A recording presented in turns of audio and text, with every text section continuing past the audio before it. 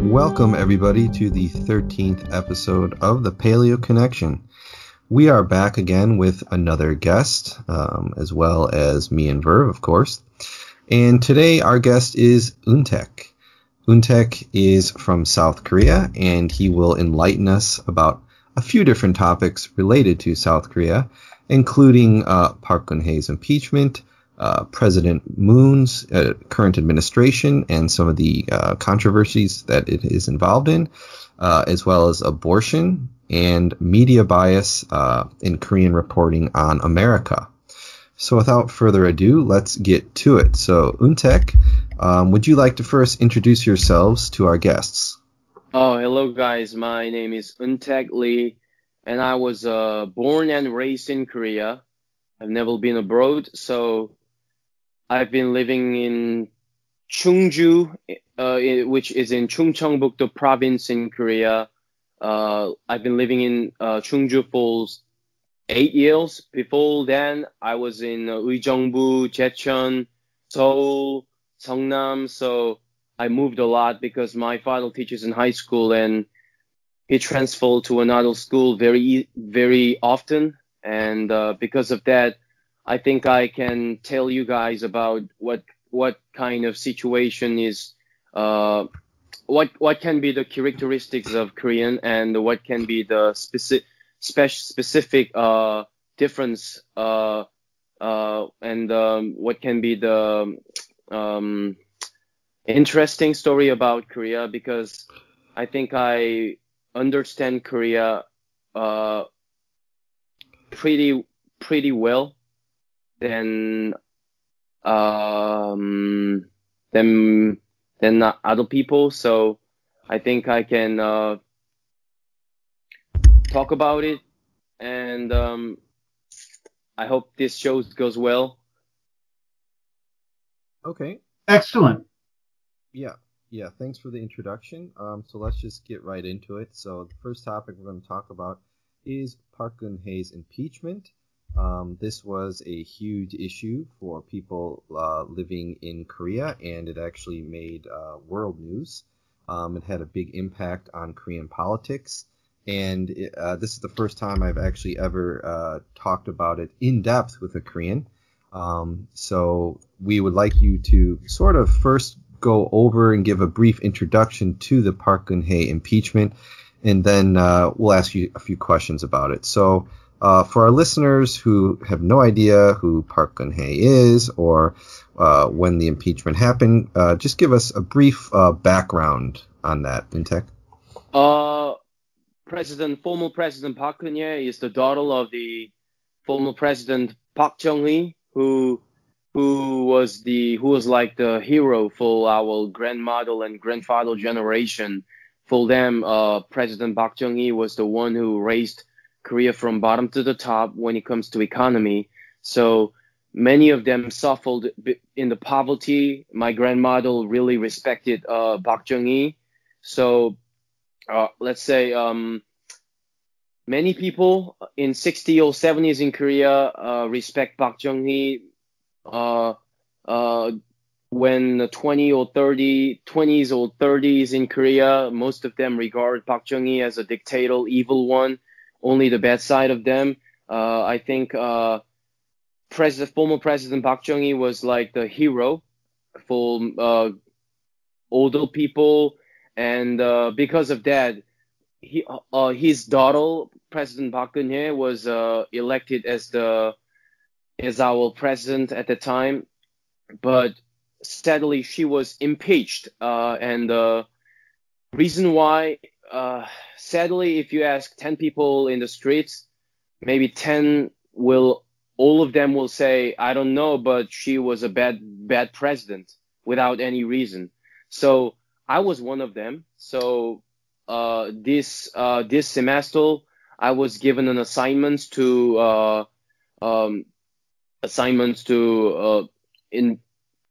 do some research on the impeachment of Park Geun-hye, and then, I mean, it was surprising. It was for me as a Christian, for me as a Korean, I think it was really staggering. It was really also appalling to see that I was the one who was deceived and believed that former President Park Geun-hye was a bad president and bad, corrupted president, because even the prosecutors couldn't find one. It's like, yes, you can make a narrative saying she got bribed by the companies like Samsung, and everyone, every Korean, almost every one of them, if they are not interested in politics, they will say, oh, she got bribed by the Samsung, and she used her power to benefit his whole relatives and friends like Choi Soon-sil. And they talk about tablets, which the prosecutor said that Park Geun-hye was carrying to give a press, and all the scripts and all the secret documents are there, that Choi Soon-sil can use that tablets to control Park Geun-hye. That kind of narrative was accepted as a truth, and that kind of story and allegation was like known as it is literal truth. And if you ask Korean people, they will say, yeah, that's what we saw from the news, so we believe it. But the truth is, in a court, that kind of narrative and the story allegation was not acknowledged, because they didn't have any evidence, but they impeached her because of the media and also the Democratic Party in Korea were very militant and aggressive on putting this kind of narrative on their platforms so that they can impeach her, and they made it successful. They just successfully terminated this former President Park Geun-hye, and the head of the movement was President Moon Jae-in. So as a humanitarian, as a human rights loyal, I think President Moon was quite hypocritical on that part. So it is very complex issues. I cannot fully conclude it, fully explain it. But from first to the last, bottom to the top, all things are just a mess. It's just a mess. Sure. And so it was President Moon that came immediately after her in the impeachment. So is President Moon, usually in Korea, isn't it the case that you can only be president for one term? Is that right? Yeah. So I don't know if I understood this correctly, but since President Moon became a president in a unique circumstance, is he allowed to run again for the presidency, or is he just done when this is over? Done. He's done. Okay. But certainly it really did benefit his party very much that, they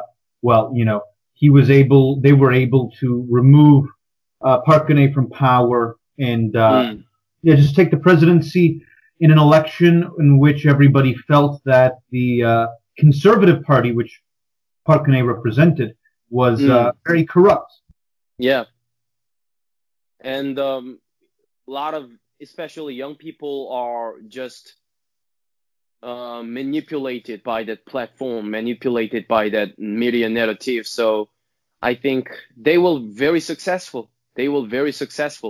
Because now they have this concrete supporters saying 40% of the Democratic supporters, they will never ever recant. They will never reconsider their position, even though they see many corruption from the President Moon Jae-in government. they will never change their mind, because they will manipulate it, thinking that, oh, this Korean, they say 국민의힘, we call them 국민의힘 party in Korea. They're all corrupt. That former President Park Geun-hye used the power to manipulate this country. So a lot of young people are so manipulated that they are not willing to listen any of the good thing about this Park Geun-hye's party. So it's just it was a successful project by the President Moon. Okay. Thanks for that information. So yeah, just also to give a little bit more background on Park Geun-hye, those who don't know who she is. She was president from 2013 to 2017, and as you guys mentioned, in Korea there are five-year terms for presidents, and they can only hold office for one term. So she was removed towards the end of her one term, and from what I understand, the reason for that had something to the exact reason why she was removed was related to, wasn't it something with the National Intelligence Service taking funds from them? Oh, actually, the critical evidence that prosecutors were pushing was the tablets that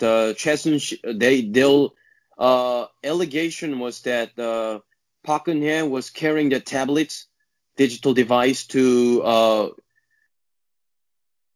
given like press and also bringing all these secret documents and what they said was Choi Soon-sil is using that tablets to run this country. And President Park Geun-hye is not in the position. He's just a ghost. So by using that tablet, so Choi Soon-sil can manipulate everything in the nation.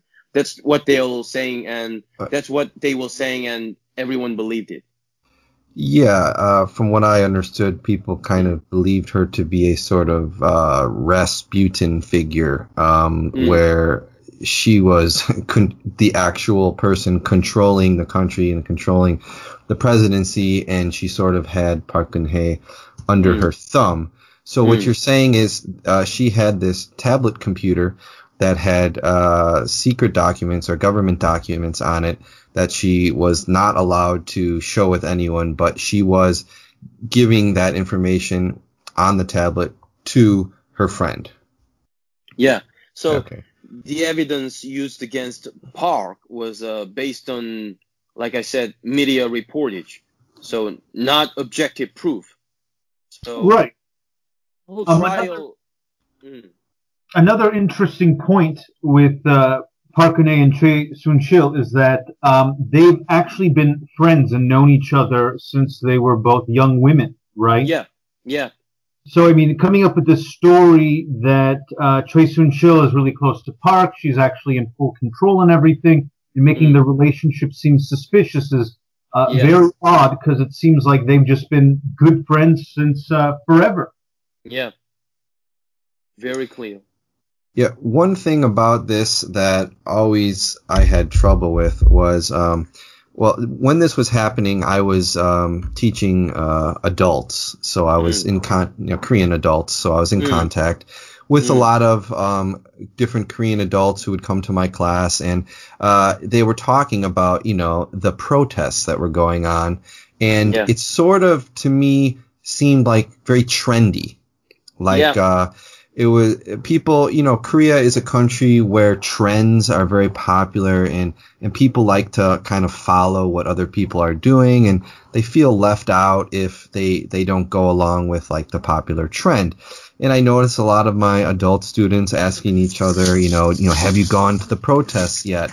And it was sort of a badge of honor, and something that everyone felt like they had to do, even kids, families were going there, right? And it sounds like from what you're saying is people were kind of just getting whipped up into this fervor with very little understanding of like what was actually going on and like the actual evidence, and these mass protests that, you know, kind of made it was like a tipping point, you know, like the Korean government felt like they had to sort of do something, right? Because these protests were just getting bigger and bigger and bigger. Yet it seems like, according to what you're saying, is very few of the people even knew what was going on. Yeah. Is that sort of an accurate reconstruction of what actually happened? Yeah, very accurate. And I think it's like a Sewol ferry accident. Do you guys know the Sewol ferry accident that happened? Oh yeah, I remember it clearly. Yeah. Yes, we do. When that happened, a lot of Koreans will using yellow Liban. You still see them out there. That's right. Yeah. Even the students, elementary school students, they all they put that yellow Liban on their bags and jumple, and they use it like an accessory. So I think that kind of sign, they are saying, oh, I care about the people who died, so I'm a morally good person. So, if you don't join this movement, you're a morally bad person. I think that kind of thing happened in the Park Geun-hye's impeachment, when they say, you didn't go to the protest. That's like, you're a bad person. You're not being a democratic person. You're not being civilized person. So I think it was very real, but at the same time, very common thing that can happen in Korea. Right. You can compare it to like the current BLM protests, and Exactly. where if you say, well, I'm not interested in going to that, people will be like, well, why not? Don't you care about black people? Something, So I think it's a very similar situation. A lot of the I talked to one of my Korean good buddies who's older than me, and he was telling me that the impression he got is so many of these people listen to these stories, whether they're true or not, from their fathers and uncles about how they used to protest in the 70s and 80s against the dictatorship. And so many of these younger people felt like, this is our turn to go do that, and didn't really care about how true the story actually is. Yeah. It was like a trend, like Brandon said. It's like it's just showing people that I'm a cool guy.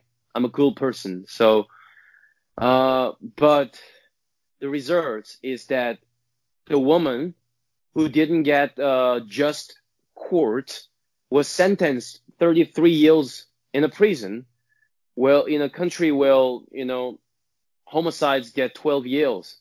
So, I mean, it's just one thing that I was really, really surprised and really, really, I would say,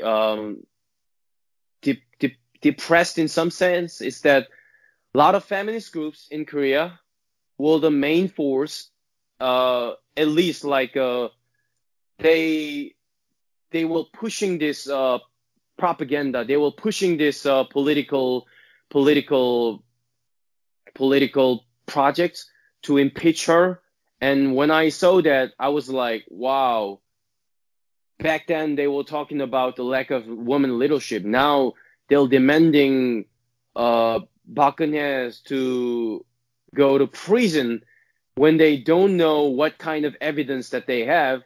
So I think, these days a lot of Americans talk about BLM is just a Marxist groups. They are not interested in black people's rights. Black. They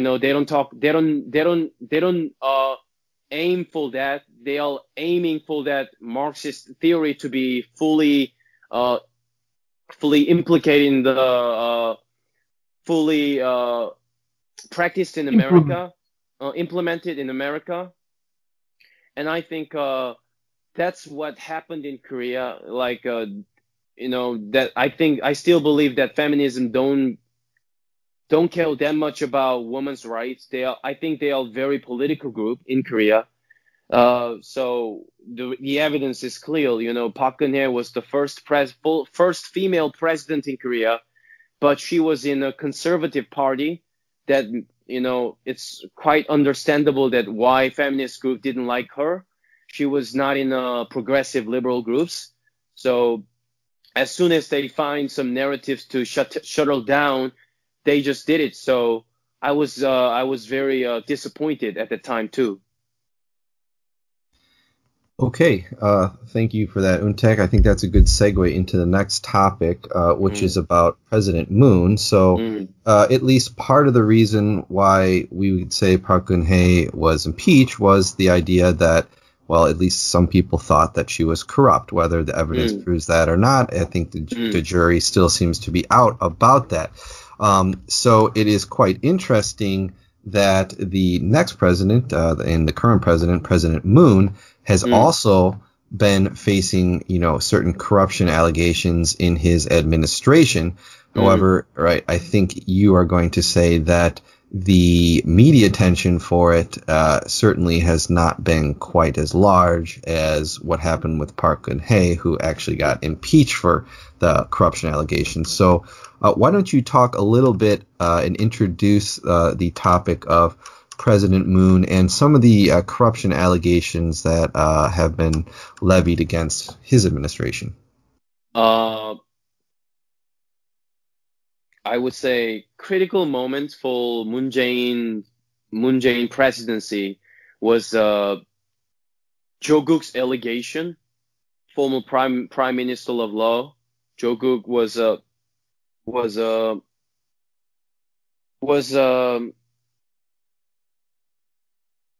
in a top headline in the Korean news because he was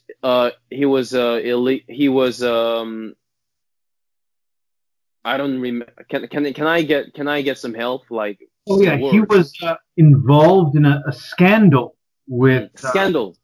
Yes, with his children, correct? Yeah. His daughter was in a medical school, medical university, without taking single test. So she got into the university without taking a test, which is really impossible if you want to get into the medical, medical university. When you want to when you want to be a doctor, it's really impossible if you are not powerful enough, like Joguk, to send your daughter or son to go to the medical school, and they finish their degree without taking a single test.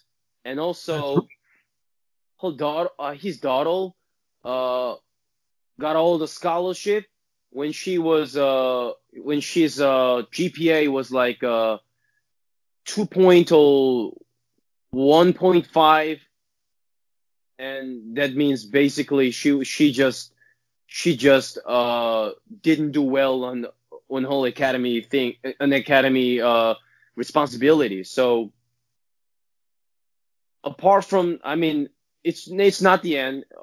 The allegation coming in, like his brother taking a bribe in the building high school because his father was in the education field, that he was running that education field, and as a son, Joguk and his brother both got into that business, and they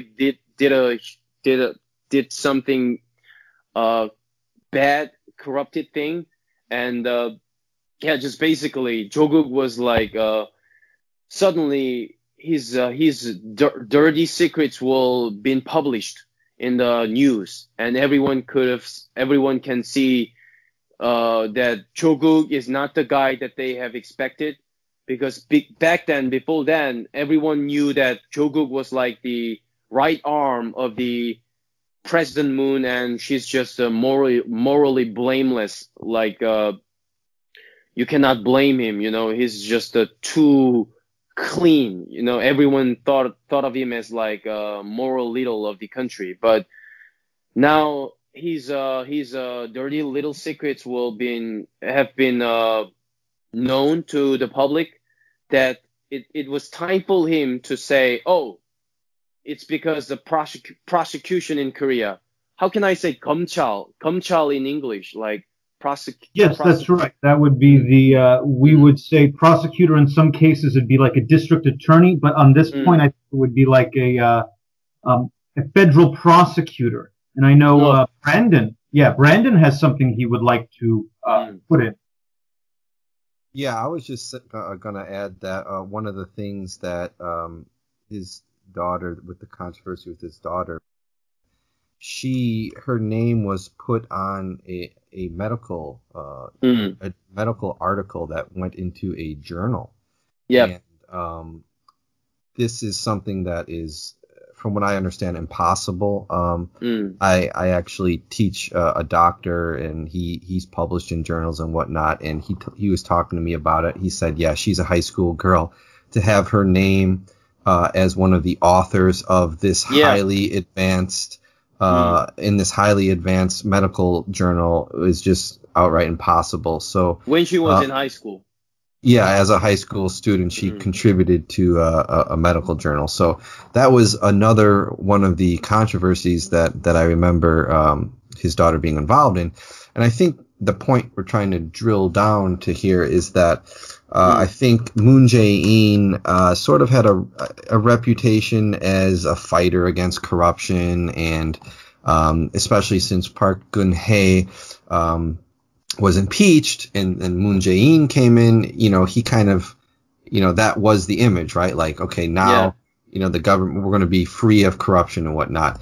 But it apparently has not been the case. And the corruption scandals have continued in his administration as well. Would you like to add anything to that, Jacob? I'm good with it at that point, and I believe the next thing we're going to talk about with President Moon's corruption is the current Justice Minister, Chu Mi-ae. Would you like to take us off on that, Euntaek? She was in an allegation. Well, her whole son was in a military service, and he was able to have a unusual vacation by the single call from the Chu Mi-ae. So basically, the thing was that Chu Mi-ae used her power to take her son out from the camp just by calling them, saying, "Oh, my son is ill, so I need to do a surgery. I need you guys to give him some rest." That kind of thing happened in Korea, and that's just unacceptable in Korea. That's just like a forbidden area. You cannot use your power to gain anything from the military circumstance. It's just that, like, if you do that, it's like that kind of single allegation can end your political life. That's that important in Korea. But she did it. She did something like that, and she was like, when she was accused of it, she denied and denied. I didn't call. Even when the politicians asked her, saying, "Oh, if you are proven that if you lie, next time we will get you. If you lie, then are you sure that next time you'll never deny the fault of yours?" And she said, "No, I'll never lie. I didn't call. I didn't do anything. I didn't use my power to give my son an unusual vacation." So that kind of thing happened, and now everyone knows it's a lie, but it's just So what about that? So people don't care. don't care about it. It's like, so moral standards getting down and down and down, because back then I think Park Geun-hye administration was like, when some politicians were proven as a corrupted one, then they do not deny. At least they try to give a fake, fake crime. They try to say, oh, sorry, even in a hypocritical way. They will say sorry, and they just say, okay, I'm out. But now, because President Moon was elected as a moral reasons, they say, oh, we will elect it because we are morally clean, we follow justice, because of their agenda. They don't want to apologize, because as soon as they apologize, they think they will lose their political power. That's what they think. So Chumie, Joguk, doesn't matter. They will never apologize for what they've done, because they regard it as a sign of end for them. It's like, oh, we will diss militant about our moral agenda. If we apologize, our political life is the end. So that kind of self-righteousness is just a problem for them. That's right. They kind of made the situation for themselves, because they were portraying and advertising themselves as, we're the future of clean politics in Korea. But at the end of the day, they were just as corrupt as anyone else. And I won't go back to this. Let's not dwell on it. But you can also see that in some of the other presidents who all billed themselves as great reformers, but ended up at the end of the day being just as corrupt as everyone else. Back on the Chumie thing, one interesting point to emphasize is that the Korean military is very strict and serious. The biggest pop stars in Korea have had to go to military service. They haven't been able to get out of it. And the fact that she pulled strings for her son, who already had an amazing position as a Katusa, shows it shows how corrupt they were. When I was in, the Katusas, I remember, would be able to have the vacations that we had, and also the Korean military vacation. So the Katusas already understood they have a very privileged position compared to the regular Korean army. And so when you think about a politician who already has her son in one of the best positions he could have in the whole army, coming up with all these excuses for leave to go to the United States, to do all of these crazy things while in the military, it's absolutely absurd. Yeah.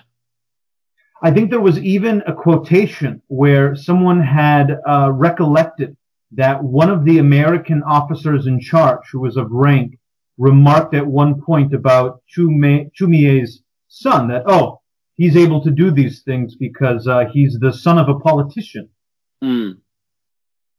So what has the media attention been like? Has it been, in your opinion, hypocritical at all compared to the Park Geun-hye administration? Do you think the media is being balanced with these corruption allegations with the Moon Jae-in administration?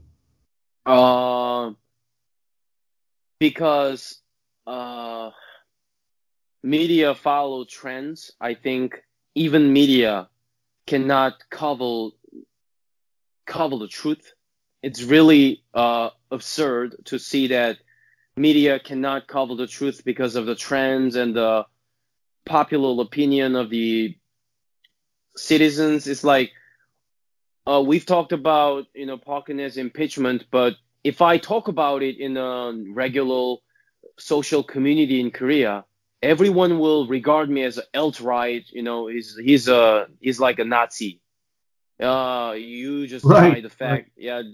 We have a 태극기 protest, which is a very sarcastic term for young people. When they say 태극기 protest, it means, oh, your grandfather generation, your mind is just like a slave of the dictatorship of the Park Geun-hye. You just don't know the reality. Oh, go away, grandfather. That kind of thing happened.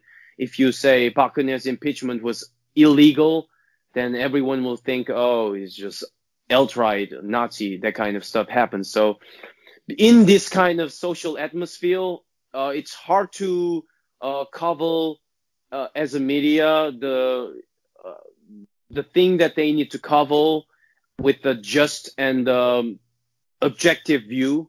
So that can never be that can never happen, in my opinion, and it didn't happen in this situation too. Okay, very well said. Let's shift gears over to another topic, which is very big these days in Korea, and that is abortion. Mm-hmm. So, would you like to explain a little bit, Euntaek, about this, what the current situation is with abortion, and what the situation is with, I believe, abortion has been ordered to be legalized by the courts. Is that correct? By 2021? Yeah, this month they said they will legalize 14-week abortion. So it's the press from the government. So now, because that that news was on the top, everyone acknowledges the fact that okay, in Korea we regard abortion as a legal thing. So I think it was a sad moment for me, because back then we just at least we understood that abortion is illegal. But now, growing generation in young generations are influenced by this kind of popular political agendas that they will regard this abortion legal as it is true. Legalization. So, legalization. So it was a sad moment. Yeah, just to give the listeners a little background too. So from what I understand, so abortion is currently illegal and has been illegal in Korea since like the 1950s or something like that. Now, that's not to say that you can't get an abortion in Korea. From the statistics that I have read, illegal abortions are very widespread. I think the numbers I've heard is like up to 50,000 abortions happen per year, something like that, like, which is insane, right? In a country where it's illegal. So people are still getting abortions, but it is technically illegal. And as I stated, and you stated, that the courts have ordered this law to be like struck down by 2021, and you said that it's going to be legal up to 13 weeks, right? Yeah. So what do you think? Do you think the popular support for this change, do you think like it's over 50%? Like, do you think there are more people in support of this these days than not? Is it like the generational shift is really, being noticed here? I think sadly in Korea we have an absurd notion that Western countries are doing well because they have this kind of open mind, free sex culture, that whatever you do, it's your freedom. That kind of thing is so popular because of the social need, so SNS, we have YouTube, where young generations are watching YouTube and they consume it as it is true. When they see the news YouTube, they see Western countries like feminism video is like, legalize abortion. It's just a good thing. That kind of thing happens. So, guys, can I say something? Please do. I talked to Brandon about it. I think I have some mild flu symptoms that my brain is not working well. So I have a hard time in memorizing a word, like think. How can I say it? How I cannot. You have a hard time remembering the words. Yeah, remembering the words. Oh, no problem at all. You're doing a really splendid job. Yeah, and I'd just like to tell our viewers and remind our viewers, if they don't know, Euntaek, he is Korean, and English is his second language. So you're certainly doing quite well for speaking in a second language. So, don't So, worry about that.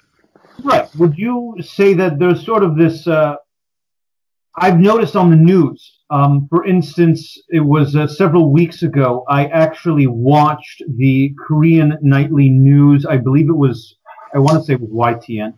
They covered a response of the British Embassy to Christian groups that were talking about how homosexuality has a negative effect on society. And basically, the British Embassy themselves wanted the Korean news to release these statements on behalf of the UK, basically trying to advance LGBTQ.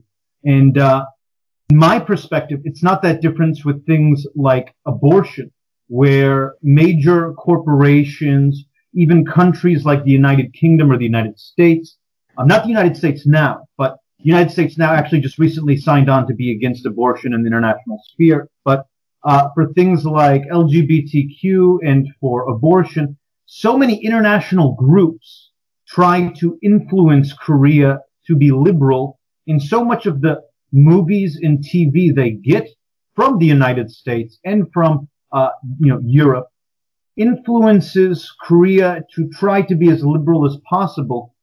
It's kind of like the West, they have a cultural empire that is influencing Korea. Do you ever feel that maybe abortion has become more acceptable because of the influence of America in the UK? Yeah, I think especially young generation, they think Western, especially Hollywood movies, like the standard in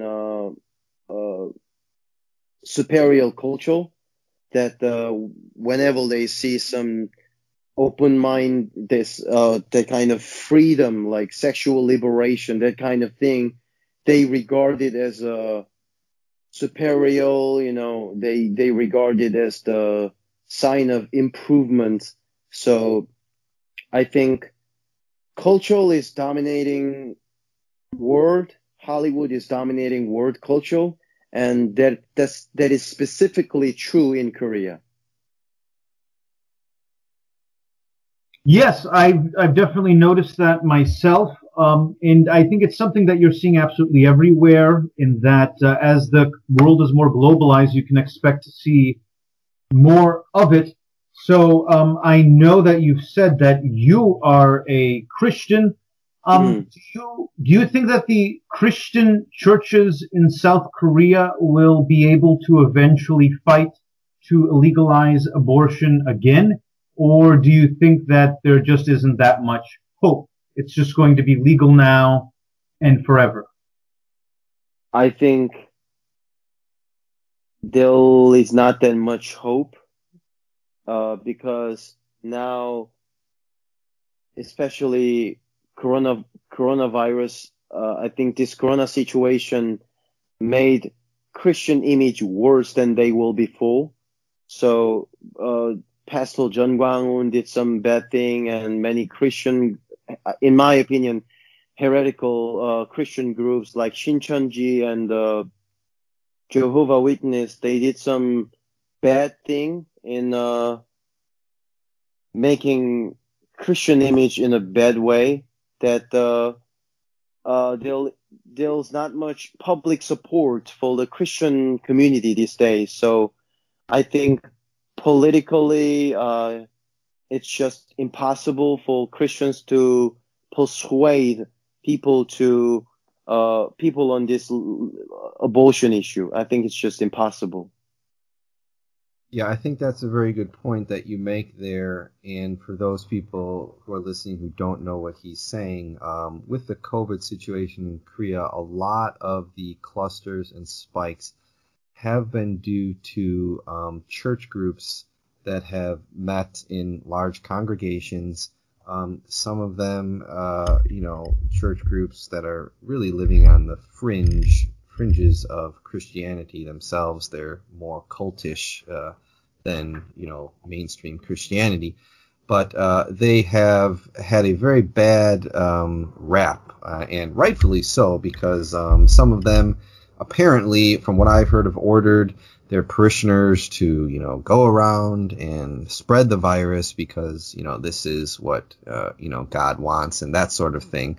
So, yeah, Christians have definitely, as a foreigner living in Korea, seem to have taken a hit in popularity. And I think you make a very good point there that it's going to be very hard for I think a coalition of Christian groups to fight against this new ban on abortion, or this new legalization of abortion. Sorry. Would you guys like to add anything to that, or do you want to move on to the final topic? Oh, I would just like to add that in the future we should definitely, you know, perhaps have Euntaek back to discuss Christianity itself in Korea, because one of the things our listeners will probably not be familiar with is that there is really a crazy amount of cultish groups like Shincheonji and you know, many others out there, like the World Mission Society, groups you've never heard of, and that always surprised me with the fact that they have tens of thousands, sometimes hundreds of thousands of members. So maybe we can have Euntaek back in the future to discuss that before, you know, too long. Yes, that is a great idea, Verv. Okay, so we're going to move on to the final topic with Euntaek, and that is going to be media bias in Korean reporting on America. So, Euntaek, would you like to just introduce that topic to the audience? It's just simple that Korean news, regardless of their political tendency, regardless, you know, it doesn't matter whether they are conservative or liberal. All the media in Korea reports about American politics in a way that they want to demonize Donald Trump. They want to do their best to put a dirt on the name of the Donald Trump. They say, you know, Donald Trump is a racist. Donald Trump is a corrupt politician. Donald Trump is his whole life was based on lies, so he's not believable. That kind of stuff. That is just reported on the news as it is true, like just like it is a literal truth. So even the Joseonilbo, which is regarded by many Koreans as a conservative news, even alt-right news, they report about Donald Trump in a very aggressively bad way that I was really surprised. I was like, why this is happening? And I'm just guessing that maybe it's because of China's influence. And a lot of media in Korea also monetarily supported by Chinese company, that maybe that's possible. So I'm just guessing, but the reality is if you see the news, maybe 9 out of 10 news in Korea about current American politics in America, current American politics, most of them are very against Donald Trump. Anti-Trump news is like the tendency of Korean news. So I just want to know why, and I'm just guessing maybe it's because of the influence of China, and I'm just apart by the reality. So what do Koreans think about Trump's efforts to sort of bring North Korea and South Korea to the table together and work out a peace deal and to kind of denuclearize the Korean Peninsula? You know, obviously this was one of the biggest efforts by the Trump administration over the past 4 years. And although in the end not a whole lot was actually accomplished, I mean, it seems like the relationship between America and North Korea has improved, and there has been more dialogue between North and South Korea. You know, there's been historic meetings. Do people give Trump credit for that, or what's like the general opinion on the news and, you know, with, you know, your peers and people? I think because Moon Jae-in messed this diplomatic policy enough because all the time Moon Jae-in didn't. You see, this month, one Korean was shot and killed by the Korean soldiers and get burned, and immediate response from the President Moon was not like the leader of the nation. He just later he actually applauded Kim Jong-un for apologizing for this accident, which is not accident, but what they said. So because Moon Jae-in messed it up so much that people don't care that much about what's going on in North Korea. That most Koreans think about North Korea as these days. I think they think of North Korea as a burden. It's like, oh, we don't need peace with them. I think it's just people are much more focused on the Moon Jae-in than the actual peace with North Korea. That many Korean, I don't think they don't give much attention to what Trump did on the relationship between Korea, US, and North Korea. South Korea, North Korea, and US. Right. It would seem to be the case that people in South Korea take the relatively peaceful, I say relatively, not completely, relatively peaceful circumstances for granted. They don't think about how much effort has been done on behalf of the United States. And as you mentioned before, there is the influence of China. And one thing that at first I never believed, some South Koreans told me they were fearful that if North Korea collapsed, China would use it as an opportunity to just invade and annex part of, annex all of North Korea and make it either outright a part of China or a Chinese puppet state. You could even argue now that it already functions as a sort of Chinese puppet state. And so, everyone has to appreciate. You would think the Koreans themselves, especially conservatives, would appreciate that Donald Trump takes a very anti-Chinese stance and wants to really stand up against it.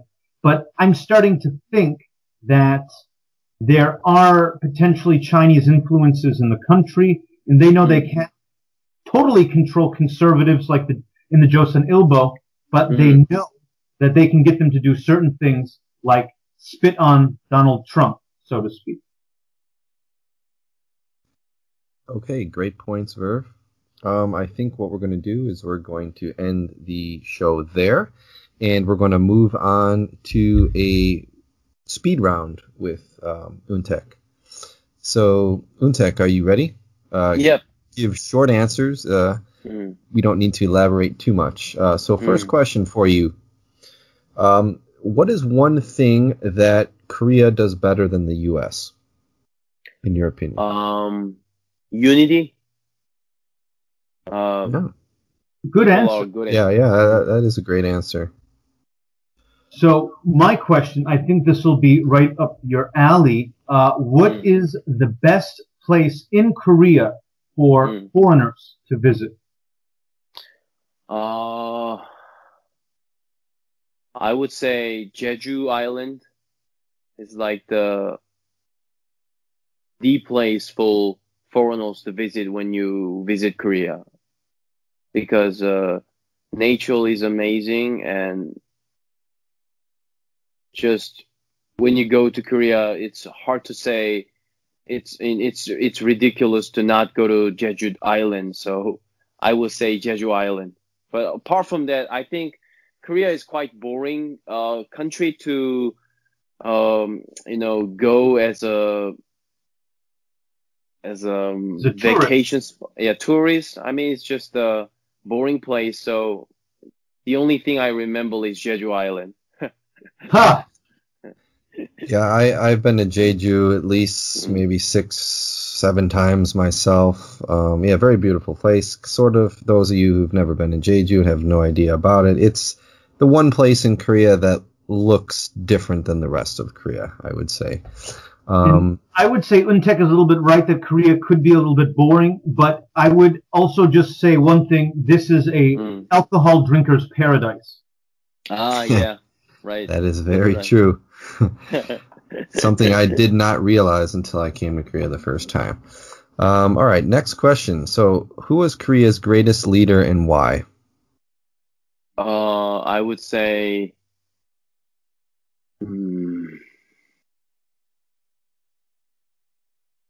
Lee Seung-man, and the reason why is because he was the one who uh, chose the right path, meaning he chose U.S., not the China. So because of that decision, he was like pro-America. Because of that, democracy was able to get into the Korean Peninsula. So I think Lee Seung-man did a great job on that. That kind of single accomplishment can make him as the greatest leader of the country. So when was he president? In like the 70s or 80s? Or... No, he was the first president of the South Korea. Oh, the first president. So 50s. So what a lot of people would say, for best Korean food, there's a lot of potential choices that are very obvious, that I think are very easy for foreign people to eat. But I'm curious, what is the best and the most difficult Korean food for foreigners to eat? What's something that would be challenging, but definitely you should try to learn to eat and enjoy? 청국장? Okay, could you describe that a little bit for everybody? This smells very full. First try, I would say, if you try it for the first time, the smells can be disgusting if you are not good at handling it. But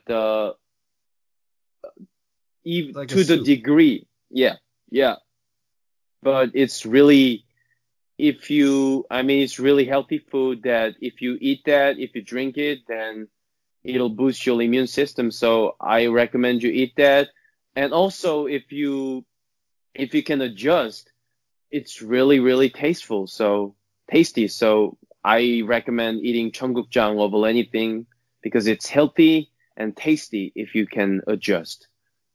Excellent. Okay. I have 2 more questions for you.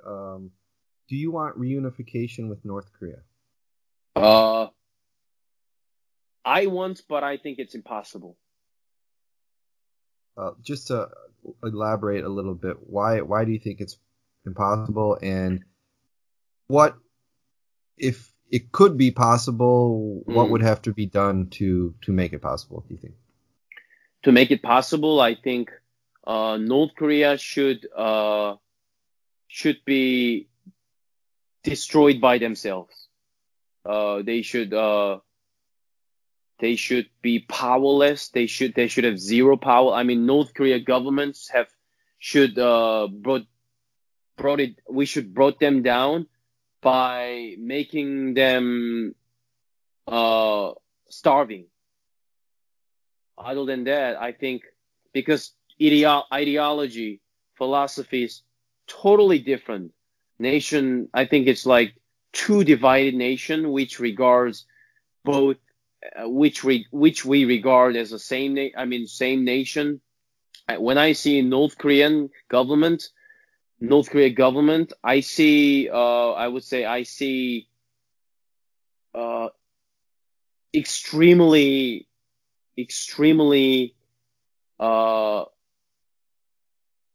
Chinese type of I would say, how can I say, radical communist? Right. Yeah. Authoritarian communist. That it's just impossible it's impossible to unify. That the only option for us is that they they are, how can I say, like, that they self-destruct. yeah, self-destruct. That's the only option. Other than that, I think what Moon is doing is just totally, totally, totally wrong and stupid. I think if you understand the human being, it's just impossible to say Kim Jong-un can change his mind when he can kill his relatives like an easy job. You know, when you see that kind of monster, when you see that kind of monster and you say, oh, I think I can change his mind. I think I can make him as a good person. I think it's just a ridiculous idea. So sure. When I see people, oh, we can be unified by peaceful way. I think that sounds like you can change Adolf Hitler's mind. It's just a nonsense. Sure. So, yeah, that's why I think it's impossible. So, which leads us to a very classic question that we like to ask every guest. What do you think about Hitler? Hitler, he did his best in fulfilling his ideology. He did his best in fulfilling his, I would say, imagination. I don't think he was, I don't think his conscience was blocking him. I don't think he felt guilt in his when he was performing his slaughter.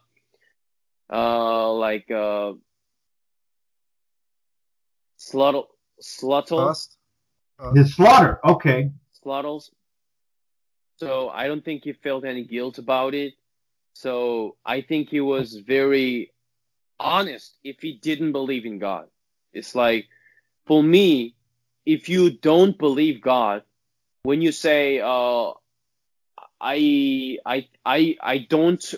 think human have rights. I mean, human rights is just impossible for me if you don't believe in God. It's like, right. So for Hitler, he didn't believe in God, so killing animal and killing humans were the same thing. And for him to reach the utopia, that kind of thing was necessary. That he did it honestly. Maybe in atheistic mind, I would even say that he was courageous. If he really believed it, he was courageous. So a lot of atheists these days talking about human rights, I think they are just they are not courageous. I think they are not honest about what they believe in. So I think I would say Adolf Hitler was an honest atheist. Wow, that's a very spicy and good take. Brandon, next question. I think we can leave it at that. Okay. Yeah, so that's it for today. Thank you again to Euntaek. Euntaek, would you like to say anything as we close out this episode? I just want to apologize for every listeners. I mean, I should have been ready, but because I'm doing this, these days I'm touring Dokdo, bringing all the international students living in Korea there so that we can give them some history lessons. I think because of that kind of schedules, I think I was not in a good shape. My brains were not working. So next time, if you can invite me again, I'll just be in a perfect condition that I can give you guys some actual content and real contents to not waste your time. So just want to apologize and just next time I'll do my best, but I just want to say sorry. Oh no, don't apologize. I think you did an absolutely wonderful job, and I'm sure our listeners will think the same. Thank you so much for coming on, and with that I'll turn it over to Brandon to close us out. Yep. Just want to tell everybody, like and subscribe, and thank you for listening. We appreciate it. See you again next time on the Paleoconnection.